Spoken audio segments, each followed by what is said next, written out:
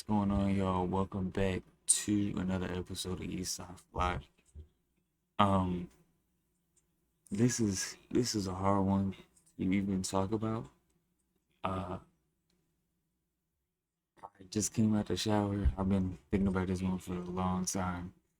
Uh, I've said a lot in the past, and you can ask people that I know, that I talk to about baseball, my parents even, and during the years that we were good, the 2 years that we were good, I didn't like what Hyde was doing. Um, but I think that this might be a huge mistake coming from the Orioles.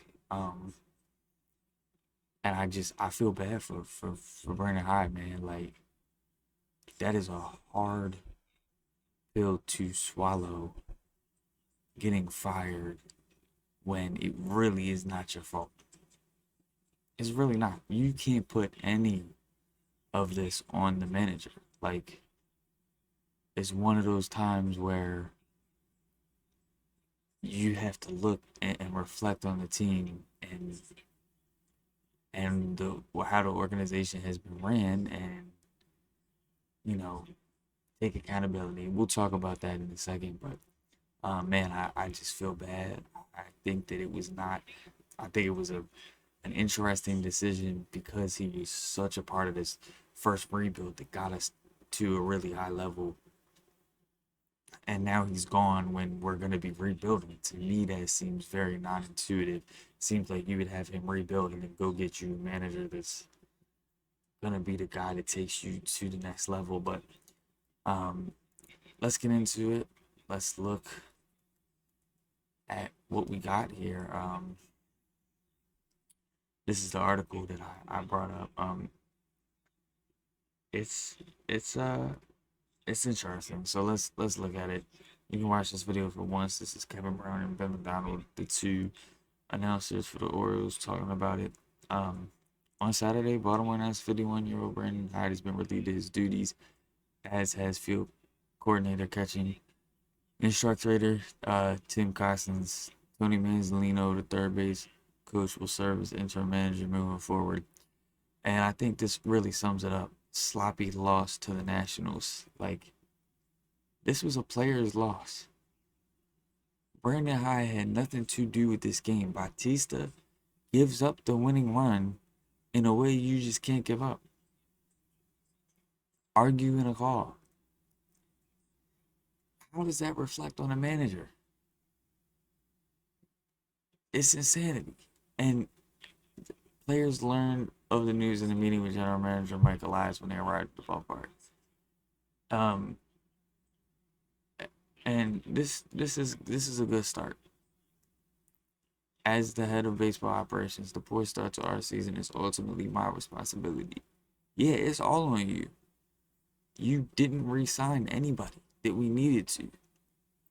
You didn't get starting pitching.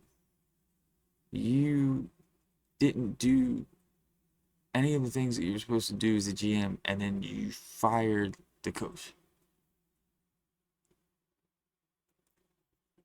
That's crazy. Part of that responsibility is pursuing difficult changes in order to set the course for the future. So you're not going to take responsibility and maybe, I don't know, sign people? Like, are you going to take responsibility and say, I didn't do the things that I needed to do to make my manager successful, and now moving forward, I'm going to sign people? Hopefully he does. But that is a crazy thing to say, set a different course for the future. We were on the right course. We had everything, and you fucked it up, Elias. It's on you. I don't think that people understand that. I've seen a lot of people, oh, rejoice. Orioles fans, what are we doing? Bro, Hyde got us to this point, and we about to do a rebuild.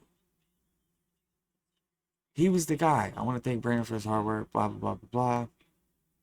He was hired in 2018, man. The two of them rebuilt what was just a disaster. Like, I, I don't know. It was a disaster. And yes, you can argue the first three seasons. People were talking about this a lot. We were 131 and 253.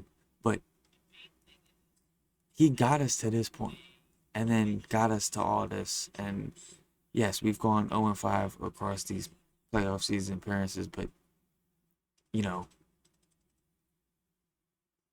I mean, I just don't understand why you are going into a rebuild. You had a coach that did a fantastic job doing it, and you didn't get there.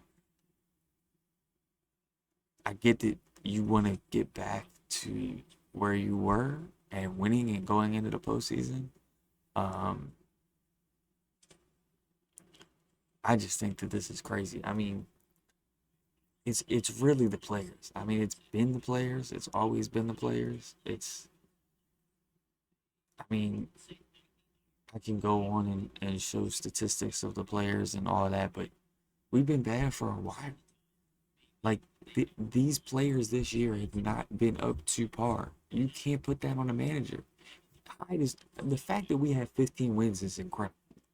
Like you go back and you look at some of these games, how the heck did we even win some of them? And this is what I don't understand with this team is we seem to play really up to par with the good teams. You take 2 or 3 from the Yankees. You take 2 or 3 from Cleveland. You then go and play the Royals. And you know, to be fair, the only team really didn't play up to was the Tigers. And the Tigers are kind of above the Yankees. And you can argue with me all you want. I think the Tigers are arguably a better team than the Yankees, which is crazy. They're both very good teams, but like I would argue that the Tigers are scarier. When we kept having to, we played them a lot in the beginning of the season. I'm like, oh man, like this is rough. This is the best team in baseball. And you know they're not perfect, but to me they're a very good and dangerous team. And we had to play them and we got swept. I think we got swept twice. Like I think that the real issue is that we can't beat the bad teams. We can't beat the Nationals. We can't beat the Twins when they're putting in hitters that aren't good. Like guys are having 100 averages and we're losing to these teams, and it's starting pitching. Why can't the Orioles beat the bad teams? It's insanity. It is insanity. The Reds, the Nationals, the um, Twins. I mean, these are the teams you got to beat. You have to go beat them. You can't lose 22-2 or 24-2 against the Reds, man. You can't lose 2 or 3 twice to the dang Nationals. You might even get swept. We play tomorrow. We don't even know how that game's gonna go. And I will say, I gotta credit the fans, man. I was at the game today for the Camden Yard shirt giveaway. Man, fantastic crowd. We were booing. We were, and I think Rob Long said it best. If you ain't booing, you don't give a fuck. He didn't say it like that, but like, if you ain't involved, then I mean, like, you're gonna be booing if you care about the team, and you're gonna be booing the players that are doing it to you. You're not gonna boo Rutschman or Mullins for small little things for not hitting. You're not gonna boo Anderson and guys that you've seen come up. You're gonna boo Charlie Morton. Actually, you had a great start. My fault. Kyle Gibson and Tyler O'Neill, and those guys are gonna get booed because they're robbing you. That's how it feels. They're supposed to come in and turn the corner. Kyle Gibson's talking all this talk, comes out there and he's terrible. Fans deserve to boo. I've talked about it previously. That's how we know we got the passion. But man, did we back our guys. Cedric Mullins makes an error. As soon as he comes up to the plate, the whole place going crazy. Like, and we packed that stadium. It was not a lot of Nationals fans. There was more Yankees fans than there were Nationals fans, and Nationals are right there. Like, the crowd has been into it, and I, we don't have big crowds right now because we're doing bad, but the crowds that have been there care, and that's awesome to see. They're making noise. They're being heard, and people stayed until it was 10-2 in the ninth. Like, the game was over within the first inning. People could have left in the fifth inning. Most team fans probably would have. I mean, there was just fantastic hope from the fan base, and that was good to see. It definitely made made the day, you know. And I think that one thing that I didn't like that I saw was that like Ryan O'Hearn comes out, and I couldn't find a clip of it. I looked. Ryan O'Hearn comes off. We just booed Kyle Gibson off the field because he gave up 6 runs in the first inning, and he takes a ball, and it looks like he's so angry, chucks that bitch all the way up into the third deck. People aren't paying attention, and it seemed like it was a response to the fans booing. Now I could be crazy, but me and my father both went. My pops was like, did we see the same thing? And I didn't like it. And then of course when we didn't boo when Charlie Morton came in, it was a nice soft little loud. That's what I don't want to see. As a player, you got to deal with everything that's given to you. You are making money playing this game. Fans are paying to go, and they care. So they're going to boo you. You got to deal with it. And then he comes up in a clutch spot, could have gotten a couple runs back that would have made the game more interesting toward the end. What does he do? Nothing. Supposed best player on the team. So I just feel for Hyde, man.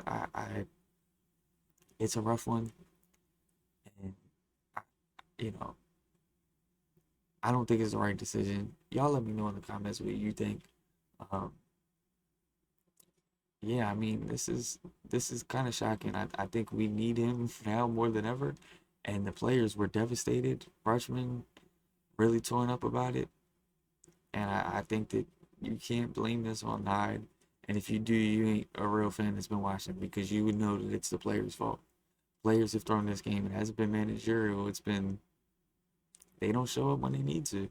First, the bad teams.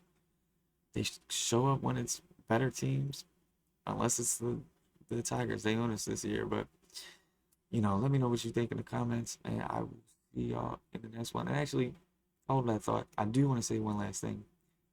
I think that if we can get starting pitching, I think that this team is very close to